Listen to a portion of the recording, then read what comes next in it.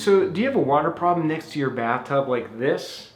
Well, if you do, I'm going to be doing an experiment today using Schluter's KERDI-BAND to see if I can waterproof this drywall and prevent this from happening again. So let's dive into the video. Again, this is a total experiment, but I think it might work. And I was getting some help from Schluter's technical people, so I'm pretty stoked to do this experiment. Let's do it.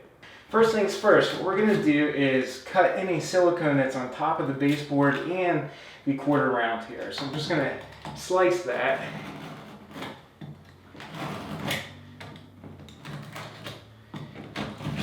There you go. And this is just going to come right off, which is good.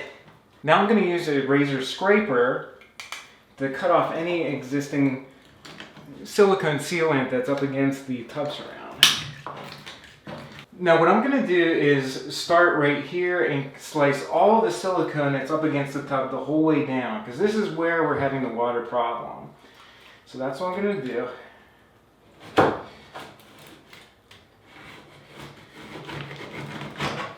Not really that hard. And I'm just going to cut across. Now there's paper tape here. I'm going to remove all that paper tape. Again, I'm going to run the razor scraper along the side of the tub. This is Schluter KERDI-BAND. This is waterproofing band that you usually use to waterproof the KERDI board. But for today, we're going to use it to waterproof this section. So this is what KERDI-BAND looks like. It's orange. This is 5-inch wide and it's waterproofing material. So I cut a piece of the KERDI-BAND, and what we're going to do is just put it right over top of the drywall here using unmodified thinset.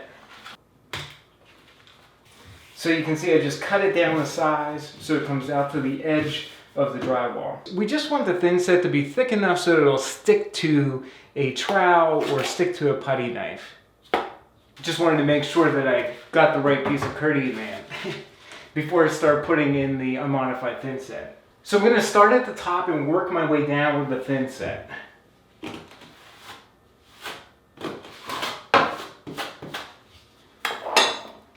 This is a very, very tight space. Oh, and the other thing I wanted to point out to you is I could have taken out the drywall here and replaced it with new drywall. Or I could have repaired it with cement board and done this, but for right now, this is solid enough that I'm just going to put thinset right over it and embed the KERDI-BAND. So here you go. You're just going to embed the KERDI-BAND. Now I'm just going to embed the KERDI-BAND into the thinset. And definitely squeeze out any excess thinset. That's what you want to do.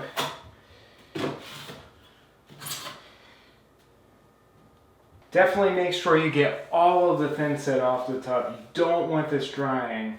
For right now, I'm going to clean up the excess thinset, let it dry, and then come back and put joint compound over it. But we're going to let this set up and then come back. We're on day 2 now. The thinset has set up and the KERDI-BAND is completely dry. So what we're going to do for the next step is apply a thin coating of setting type joint compound. Before you do that though, just make sure that any loose thinset, you wipe it off the top of the KERDI-BAND and off the side of the tub if you have a tub surround like this one. You know, the KERDI-BAND is pretty well adhered to the latex paint and the part of the drywall that was damaged. Yeah, it's in good shape. In this case, I'm going to be using Easy Sand 20, so it should set up in about 20-30 minutes. Again, this is setting type joint compound. You don't want to use pre-mixed joint compound.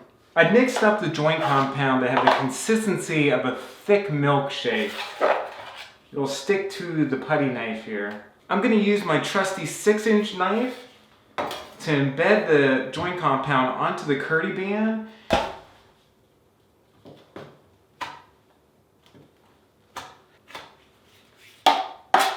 So I'm just going to go up and down the KERDI-BAND like so.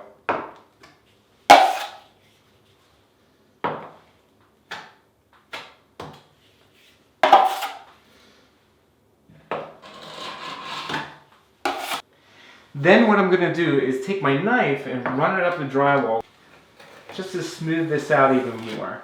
We're gonna let that dry, come back, sand it, and then prime it. Now, if your joint compound doesn't look absolutely perfect, you can always put another coat on top of it. I want to stress that this is an experiment. Knock down any high spots on your joint compound with your knife. Then you can sand it smooth using a sanding sponge, my favorite tool for sanding down joint compound. Then you want to apply Kills 2 latex primer to the joint compound. That's super duper important. I love using Purdy paintbrushes. Once you get all the primer on, it dries. You can then apply your latex paint. Once this paint dries, I'm going to run a bead of silicone sealant between the drywall and the fiberglass tub surround to make sure that it's waterproof at that junction. Well, this is my experiment on how to waterproof drywall that's right next to a bathtub. Now, ideally, you would have waterproofing here already and then tile over, but I have a fiberglass surround, so tile would just look weird in this case. Now this is an experiment, so I don't know if it's gonna work. I'll keep you posted on it. I just wanted to do this and see how it turns out. Let me know what your thoughts are in the comments here on YouTube or over on Home Repair Tutor. I really want to get your feedback on this one, but I'll definitely let you know how it goes. All right, thanks for watching the video. Take care, I'll talk to you soon. So as a side note, my new tenants are moving in about 10 days. So that's why I wanted to fix this ASAP. They're awesome guys. I'm excited to have them on board. Being a landlord, it's not easy. And finding really great tenants, that's even harder. Trust me, I've had really bad tenants before. So these guys I'm excited to have. Wes, Dan, you guys are awesome.